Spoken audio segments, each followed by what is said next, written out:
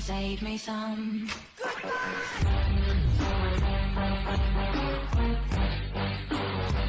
Hello, my friends. How you doing today? I am doing well.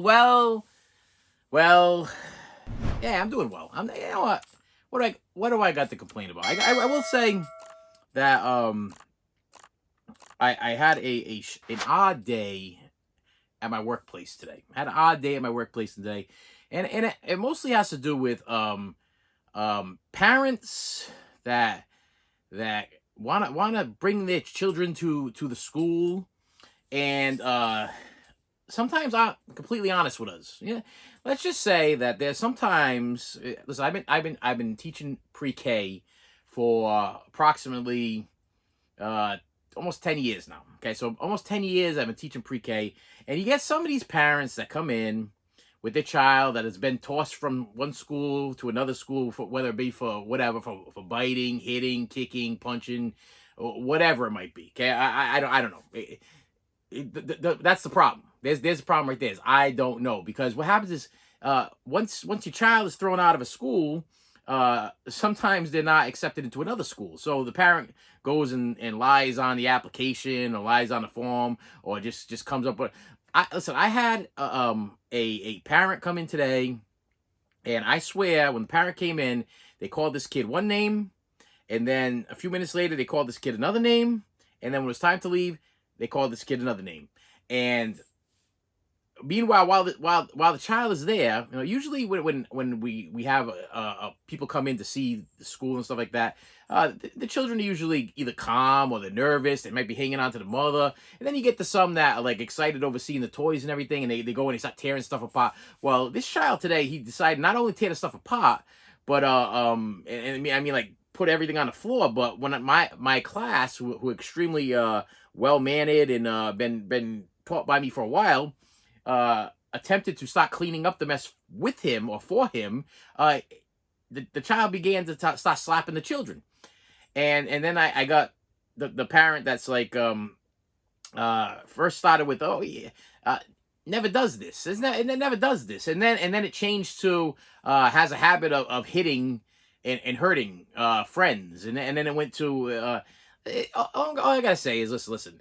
I understand that it's not easy to have children, and I also understand that not all children are alike, and you're gonna have some that are more of a challenge than others. But I do respect honesty, and then it gives me a little bit more of an idea what I got to work with. I mean, don't bring your child in and tell me that the child is like banging his halo on the front door, or her halo on the front door, and then next thing you know, I got a child that's biting and hitting and scratching and punching and tearing the place apart and throwing tantrums or whatever. Because what happens is, in the long run, it becomes a battle for me, and I don't like to give up on any child. So it becomes a battle for me, and I push myself to the breaking point, and then it turns into a whole big thing. Because then I got to go talk to the director, and the director's got to talk to the owner, and then they got to evaluate the situation, and then they're like, and then it always ends up kind of coming back on me, like you couldn't handle it, you couldn't handle it, or the child wasn't that bad or whatever, and then what gets me is like, I'm like, listen, I'm there with like 9 kids, 10 kids sometimes, and every single one of them has some little quirky thing going on. Okay, not sometimes not in a bad way, but sometimes in a good way. But they all got their own personalities. They only got their own thing, so they got to kind of mesh properly. Does that make any sense? Because if they don't mesh properly, then you have like one kid that might be underage, that's not ready for the class, that's still in a diaper, that's angry and mad and confused and scared or whatever, and lashing out on the other children. Then you get the older children that literally don't want to deal with the younger children, just turn around, just pop them right in the head. And then next thing you know, I am in the middle of this thing, and I'm breaking it up, and then I look like the bad guy or the bad teacher or the bad whatever, because it just didn't work out. When you put a 3-year-old in the same classroom with a 5 or 6-year-old, that's half their age. That's a big stretch. So sometimes the older children, they don't want to deal with the younger children, and sometimes the younger children, they want to be like the older children, but the older children don't want nothing to do with them. So it ends up being a little bit of a problem. So yeah, today at the end of the day, I was a little confused, because I'm like, I don't like to give up on any child, but I'm watching this child smacking my children. I'm like, I don't really want to. I don't know if I want to take on this challenge. You know what I mean? I don't want to. I want to take on the challenge of rehabilitating your child that's already been thrown out of like 3 or 4 different schools. Okay, because you're lying to us. And that happens all the time. You know, parents listen. I've dealt with hundreds. Don't get me wrong, hundreds and hundreds of really good parents, and I love them and adore them unbelievably. You know what I mean? But I have had in my time, and not I will throw this out, not even at this current school, not at the school where I'm at right now, but prior school, parents that were literally, you know, your kid wakes up sick with a temperature of 102 or whatever, 101 point whatever, and the temperature's through the roof, and the parent will literally give them like a children's Tylenol, which will temporarily bring the temperature down.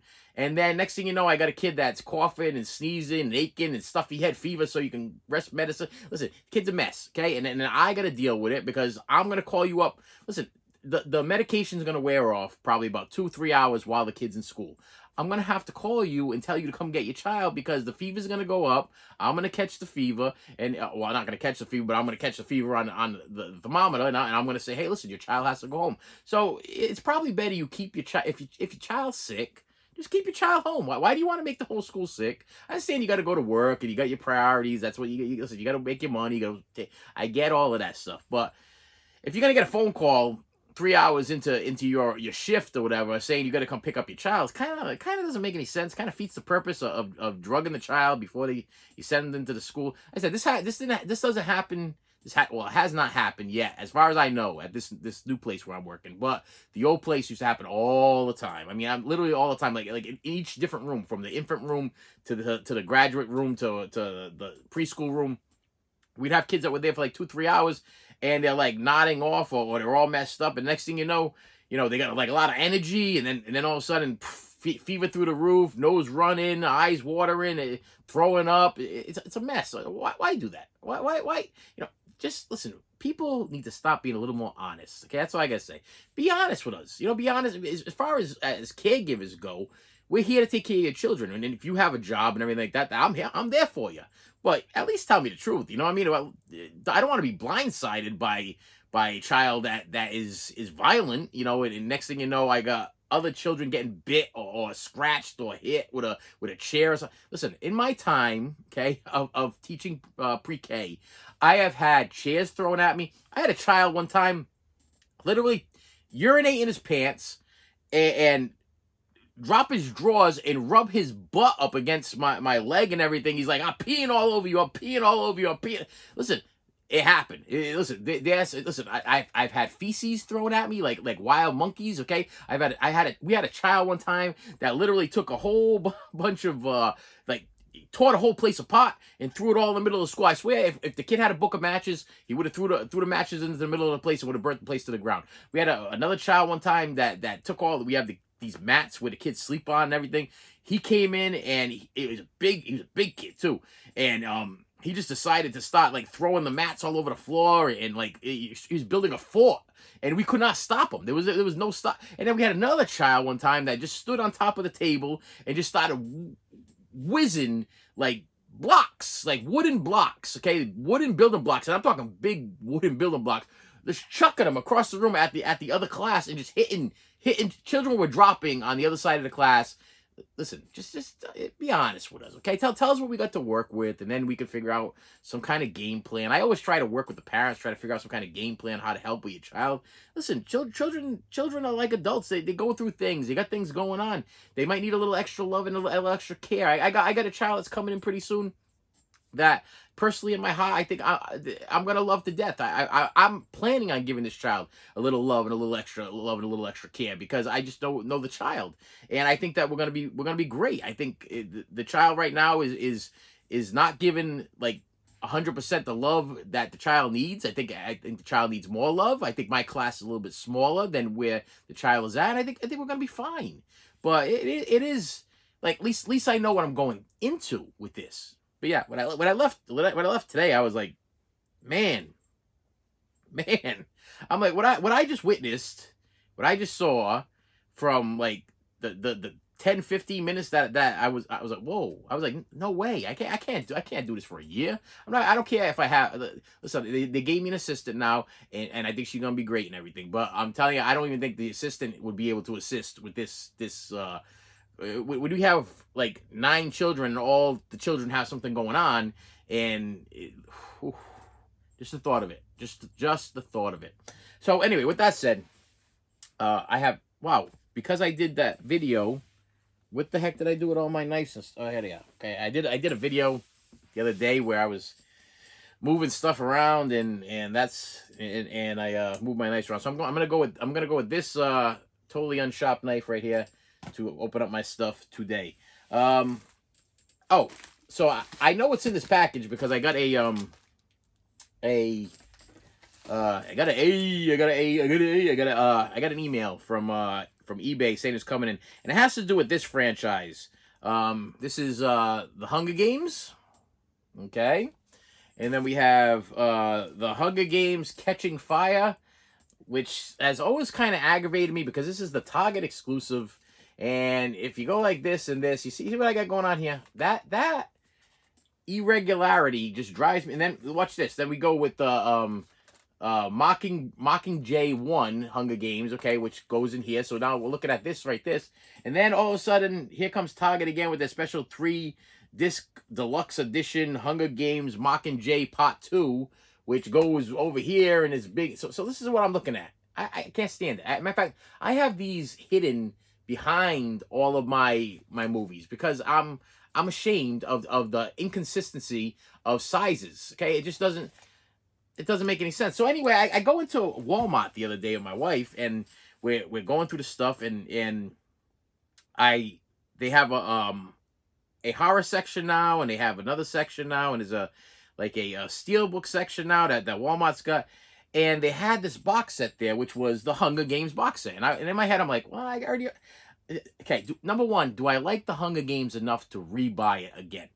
The answer to that is, yeah, I really enjoyed actually the Hunger Games franchise up to a certain point. I think it might have been up to the last one. I don't know. And then I didn't get that new one, you can comment below because I can't. It was something like Bluebird, Blue Jay. I think it was like a spin-off or a prequel or whatever. I didn't get it. I think I have to get it unless what I have here in my hand has it. Unless they have it, okay? Because this is a box set of this. Now, when I went into Walmart, they wanted, I want to say it was, because I looked at 2 box sets. I looked at one was the Saw box set, which I thought was kind of cool, Blu-ray box set. I have all Saws on Blu-ray, but this was a Blu-ray box set. So I did order that. That's going to be coming in the mail because I just thought it was cool. It had the sprockets and the whole mechanisms and everything to make the mask or whatever it was that rips the guy's head apart. I think in part 1 or part 2 or I think they do that in all of them. Anyway, I saw that and I was like, wow, that's pretty cool. But how they wanted I want to say $70 for the thing, or might have even been $80 for the thing. And I'm like, I already got them. I already have them all on Blu-ray. This would just be it was a Blu-ray DVD combo pack. I was like, I would just be buying to upgrade into the packaging, you know what I mean? I was like, I already have the Blu-rays and the DVDs, so I would just be upgrading for the packaging. But I did end up, while I was standing there, I scanned the back of the barcode, and a guy on eBay did have that set for $32 and change. So I was like, okay, I'm gonna buy it for $32 and change. It's worth buying it for $32 and change. So there will be a video eventually when that thing comes in, whenever that guy decides to mail it. But they had a Hunger Games one. And I should have checked this. Now, what would be cool is if it does have that last movie in here. Because that prequel or whatever it is. Because I don't own that on any format. That would be cool. But this box set kind of impressed me because I liked the way it was compact. I liked the way it... I just think it makes more sense. You know what I mean? It makes more sense than to have these things all randomly bigger and smaller and all messed up. What would be really cool is if it actually has that other movie in it that I do not own. Because that would just save me from having to purchase that separately. Because now that I have those and I have this thing right here. Wait a minute, hold on. Let me cut it open here so I can show you. Oh, how much did I pay? You're probably asking. This thing they wanted I think they wanted $36 for it at Walmart. And oh, killer. All right, this was well worth the money. Now here we go. Yeah, they wanted $36 for this at Walmart. I got this thing for $25 on eBay with the shipping. Shipped 20. I think the guy wanted $22 and change and shipping. And in this set is awesome. Includes 4 collectible art cards, 5 film collection on Blu-ray, DVD, and digital. You get Hunger Games, Hunger Games Catching Fire, Hunger Games Mockingjay Part 1, Hunger Games Mockingjay Part 2, and The Ballad of Songbirds and Snakes, which is the last Hunger Games movie that I did not purchase. So in this box set, so I'm all set now. Now I don't have to go out and buy the other Hunger Games. If I would have went out and bought that other Hunger Games box set, it would have cost the last movie or whatever, the prequel or whatever that they released. It would have cost me more than this box set. So I got a great deal. $25 for the shipping, and I'm getting 1, 2, 3, 4, 5 movies here. And it says here all 5 films included for the first time, including 4 collectible art cards. For over 10 years, the epic adventure of the Hunger Games has been captured to viewers. It's a non-stop action, riveting characters and profound social commentary. The action-packed prequel, The Hunger Games: The Ballad of Songbirds and Snakes, joins this first 4 films in this thrilling 5-film collection following a young, I'm gonna mess up her name now. Forget it. I'm just gonna stop because I'm gonna have those people. They're gonna say, "Listen, you can't read," and it drives me crazy. As far as special features on this thing, it does not say anything about any special features. So, are we just getting? Am I getting this stuff? Because this stuff has a disc 1, which has the feature film, and a disc 2 has all the special features. Are we getting special features on it? I mean, I'm gonna have to open this anyway, so I might as well just open it because this will get you guys. So if you are a Hunger Games fan and you do not own the Hunger Games movies or on anything or whatever, or even if you do own the Hunger Games movies and you're missing that last one, you're gonna save money by just picking this thing up because that last movie is going for like $20-something by itself. So why not spend? And there's more of these on eBay, by the way. So don't think that I was a lucky winner. So let's see what it says. I'm gonna unbox this thing for you. So we got collector's cards. Oh, that I'm not gonna open because they're in a sealed plastic thing. And here's 1, and here's 2. And the reason why I'm not gonna open it because this is what you look. This is what you see when you open the thing. So I'm gonna slide this thing right back where it was, so that way it will just look cool again with the mockingbird and the snake thing or whatever. And then we have the box. Let's see what's in the box. If I open up the box like this, it looks to me like we have okay, what do we got here? What do we got going on here? We got Hunger Games Catching Fire. This is a little bit weird. I'm going to show it to you like this. Is what I'm looking at here. So I would think that the first movie that they have over here would be the Hunger Games, but it's... Oh, I see what they did here. Hold on a second. We got some consolidation here. We got because the first disc is actually Hunger Games and Hunger Games Catching Fire. Second one is Mockingjay 2 on Blu-ray, and the third one is the Hunger Games Songbirds and Snakes on Blu-ray. I should be showing you what I'm seeing here. Yeah, so we got 2 movies on this one, 2 movies on that one, and we have just the single movie on that one, which is okay. I'm okay with that consolidation thing because I already have those singly. Is that a word, singly? I already have those singled on those sets there. And then we got the DVD of the movie The Hunger Games. And then we have, so I guess they didn't double up on these things though. Nope. We got the DVD of Catching Fire. We got the DVD of The Hunger Games Mockingjay Part 1, Part 2, and The Hunger Games The Songbirds and Snakes. So yeah, you got... So all of the DVDs are separate, but I guess because they have more space on the Blu-rays, they decided to stack them up. Now, the only thing that it does not say anything on here is special features.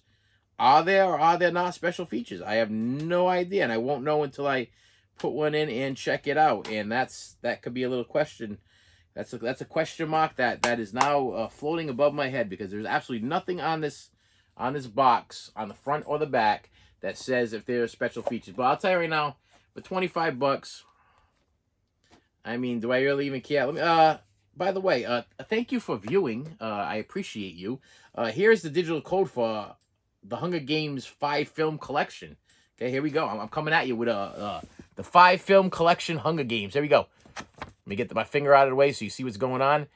And this, listen, I do this on my channel all the time. I do not collect or download or stream movies. There's no need for me to keep these things. So if you are a person that downloads these things onto your phone or your tablet or your TV or whatever you can download these things on, I give the digital codes away all the time. I have no use for them. So 10, 9, 8, 7, 6, 5, 4, 3, 2, 1. And now you have all 5 of the Hunger Games on digital, because I don't need it. I don't care. I'd rather give it to you. I have hundreds and hundreds of these digital codes, and I'd rather give them to somebody that is subscribed to this channel, somebody that watches me on a normal basis, somebody that is going to use them, okay? Because if sitting in the box here for 10 years or whatever, they're gonna, personally, I'm not sure exactly how they work, but it's eventually they're gonna just expire. It's gonna expire, and what am I gonna do with it? What am I gonna do with it? I'd rather give it to somebody that wants to watch them, and you get to watch all 5 in this set. Yeah, so that's pretty cool. With that said, my friends, yeah, I just wanted to share that with you. I had a little weird day. I mean, I just wish people would be honest. You know what I mean? I have a hard time with dishonest people. And I know you love your kids, and I know that you want what's best for your kids, and I understand all that stuff. But when you kind of you tell somebody something, you kind of lie to them, or you bend the truth a little bit, or you listen, just go into the school and tell people the truth. Say, hey, listen, my son or daughter does this, and they have a problem with that, and is that something that you can work with? Because if we can't work with it, the last school I had, we were not zoned, or not zoned. That's not the word I'm looking for. We had 20 kids in the class, and we were not prepared to have children with like major disabilities. Like, I mean, it would have been impossible. Okay. Because the bottom line is I was pretty much working by myself, and my assistant wasn't really doing anything. So if there was a child that had a disability or needed medication or needed something, whatever, there was not really anybody to step up to the plate except for me. So it becomes a little bit of a problem. Now let's just get this clear that I understand that's probably the facilities problem. You know, maybe they should be better staffed. Maybe they should have people more understanding. I get that. But when you come in and you give the owners or the teachers or the directors or whatever false information, and we take the child in, and then the next thing you know, the child breaking skin and biting, and people are bleeding, or we're outside and they're hitting somebody with something, or they're jabbing somebody with something, or they're throwing their food at them. Listen, it can be a very dangerous situation. It could be not only dangerous for your child, but for other people's children. You know, it goes both ways. I mean, if your child has some kind of issue or something going on, and you lie to the staff and the teachers and the directors and the owners and everything, and your child gets into that school, and the next thing you know, the child does something to another child, there's a good chance that child might retaliate. And if the child retaliates, it could become a very dangerous situation. So it's not good to lie on these things, especially when it comes to your children. You want to, listen, I want what you want for your children. I want the safety of your children. I want the safety for the other people's children. I want everybody to go home maybe a little bit smarter, you know, maybe a little bit brighter, a little bit smarter, a little bit more knowledge, you know what I mean? And have a little bit more morals and better habits. And I'm willing to put in the time and effort, but it's difficult when people lie. You know what I mean? Listen, it's a tough world we live in. Children nowadays, it's tough for them. It's tough for them, and we want to make it a pleasurable experience for everybody, not just for the staff, and we want it pleasurable for the children. We want it pleasurable for the parents. We want the whole thing to be a pleasure. And it's very, very difficult to do when you come in and you just when you're starting off the relationship on a lie. It's probably not going to end well. It's probably not going to end well for you. It's probably not going to end well for me. It's not going to end well for a lot of people that are involved in this whole thing. And what usually happens is the parent or whatever gets mad at the school. They blame the school for it. When really, if you stop and think about it, if your child was just thrown out of 2 or 3 other schools prior, is it really the school, or is it the fact that maybe you're putting your child in the wrong place? Maybe your child needs to be go see maybe go see his pediatrician, go talk to the pediatrician, find out what's going on. Hey, my child's angry, my child's upset. What should I do? Get some advice from somebody that is a professional before you go and throw them in regular population. And next thing you know, you got brawls and fights. Listen, you would be amazed of the things that I have encountered in my 10 years of doing this. I mean, I have seen things that I can't even speak of. I can't even speak of because it was like not just craziness from the kids, craziness from staff, craziness from listen, I've seen some craziness go on in my 10 years, and it's never good. Never good. It's always, listen, honesty is the best policy. So try to be honest. I try to be as honest as I possibly can with everybody that I encounter.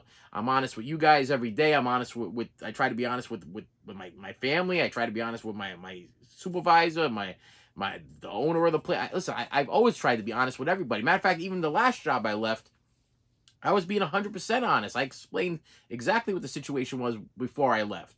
I didn't even want to go. I loved my last place that I worked at, as far as the children and the co-workers and everything. Everything was going good.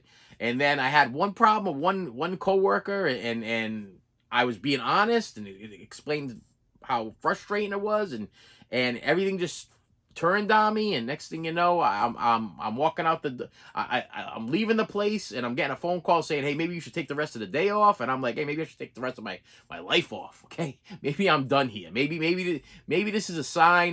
This is a sign for me to throw in the towel, because Ivan Drago done knocked me out, and I'm not gonna make it here. I'm not gonna survive here because I'm not being taken seriously. You don't want to believe me. You don't want to help me. You're sticking your neck out for somebody else. That it's a mess. It ends up being a big old mess. So just be honest with people. Just try to be honest with people. As I'm going through my therapy sessions and everything, and my therapist keeps telling me, she's surprised how honest I am and how bluntly honest I can be. She says that's not very normal for people, and I'm in my head. I'm like, then why are you like? It's kind of funny because so what you're telling me is that I'm coming in here, I'm being bluntly honest and everything, but you're used to people coming in here lying to you because people don't tell the things that I tell and talk about the things I talk about. Listen, I tell this lady private things that nobody should probably know about me. But you know what? I'm at a point where I'm like, I need help. I'm looking for help. So if I don't tell people the honest truth about it, how can they, just like the children, if you don't tell the honest truth about what's going on with the child, if I don't tell the honest truth about what's happening with myself, how can I get my coping skills? How is she going to help me to fix me? How is she going to help me to help myself? I mean, she can't. It's impossible. If I went in there and just bold-faced lied to her and told her everything was great and it was all roses and candies and bubble gum and all this stuff, the stuff that my mother believes in, that there's fairies that inhabit the earth, and unicorns be giving pony rides to babies, whatever kind of crazy stuff that crazy people think about, it would be useless. My co-payment would be useless. My insurance would be useless. Sitting there for an hour would be a waste of my time. It just be honest. Listen, this channel is all about honesty. I tell you guys how to get things honestly. I'm not keeping anything from you. When I used to work at the mill, there was a big thing that used to be there that drove me crazy. The old timers, the guys that were there, like they're in the 60s or whatever, and they've been there for a lot of years. They worked there for like 30, 40 years. They knew their stuff, but they would only teach the new guys, the young guys, just enough to get them by, because they were afraid that the young guys were going to take their job. And I always used to tell them, listen, I don't want your overtime. I don't want your job. All I want to do is work and take care of my family. That's all I want to do. And I'm not looking for any overtime. I want to be with my family. I'm not looking to be here Saturday and Sunday and Christmas and Easter and Thanksgiving. You guys can keep all that. That's what they wanted. They wanted all that stuff because they didn't care about their families. They just cared about the money. And I'm like, I don't want your money either. All I want to do is have enough money to be able to pay my mortgage and pay for my kids to go to school and pay for whatever we need for the house. That's all I wanted. But they were so afraid that I was going to try to steal their job or cut their throat or whatever. that they would just teach you just enough so you could scrape by, and then you kind of had to figure everything out on its own. I had a guy that I worked with that couldn't even read. He came from the old country. When I say the old country, I mean Portugal. Okay, because a lot of people that watch this channel, they're like, "Oh, I don't know, I can't even understand." Sometimes you say things, and listen, I'm Portuguese, from Portuguese descent. I don't speak Portuguese, okay, but a lot of people I work with are Portuguese people, okay, and they came from the old country because that's how they used to refer to it. I'm not trying to be discriminating or anything, but they always say I came from the old country, and most of these guys couldn't even read or write. And I used to actually literally have to draw diagrams of how to run the machine. And these were people that were working on the machine for like 40 years. But what would happen is that the owners would come in, or people that were working on the machinery would come in, and they would explain to me how to run the machine properly, what temperature you need to run the machine at, what the speed should be, where the buttons were, how to get the buttons set, how to lace the thing and get it all set up. I know this is a lot for you to understand, but there was a whole process of the job that I did. And in order for me to teach the old timers, I would have to draw pictures of the machine and the buttons that they had to press, and I put them on the machine because they could not read or write English. And it was kind of an ironic yet sad thing, because it was like, these are the same guys that didn't want to teach me how to do my job, but I was still willing to help them out and teach them how to do their job more sufficiently, because this is the new times, and they didn't understand the computers because they were used to doing everything by hand and everything, and things changed. And me being a younger guy, the owners would come up to me and say, "This is how we're running this thing, and this is the computer, and this is how this works, and now you have to explain it to this guy." And the problem is, this guy can't read or write, so I would have to draw pictures. But yeah, like I said, I've always tried to be as honest and help people as much as I can. But sometimes you hit a brick wall. Sometimes you just hit a brick wall, and there's just some stubborn people out there that don't want to be honest. And what happens is, when you're not honest with somebody, it's going to backfire.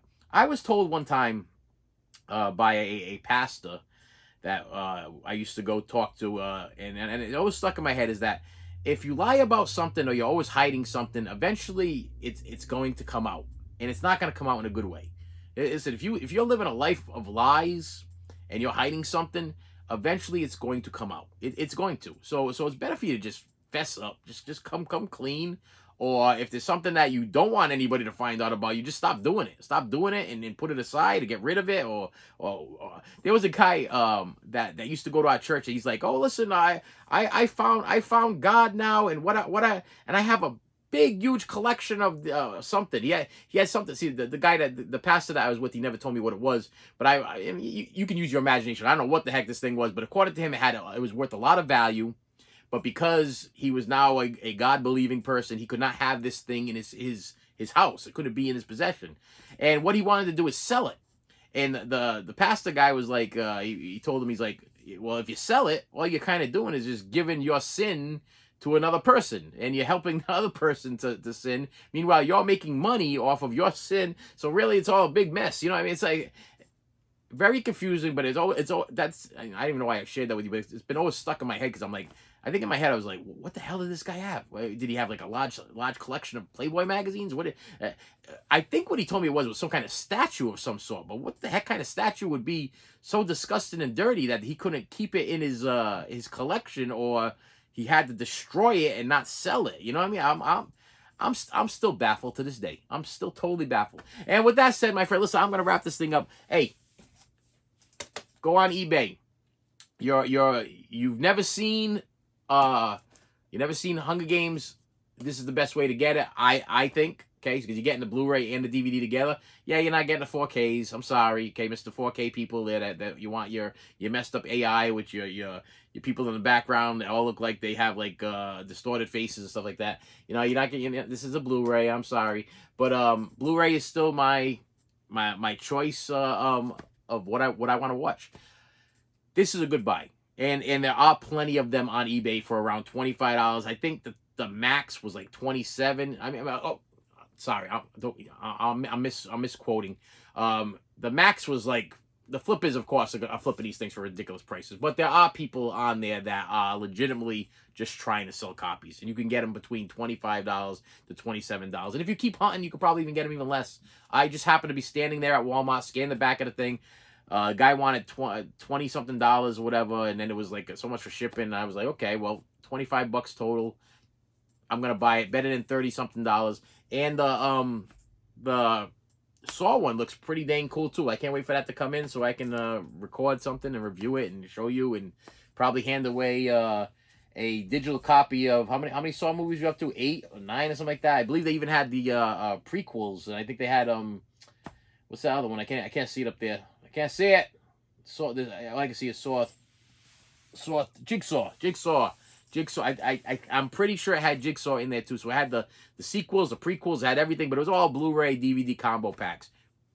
Not bad for the price. I mean, you got to figure if they were asking like between $60 to $80, and I paid like $35 for it. That's a pretty dang good deal. That's what I got to say about that. And with that, I will see you later. You should have saved me some.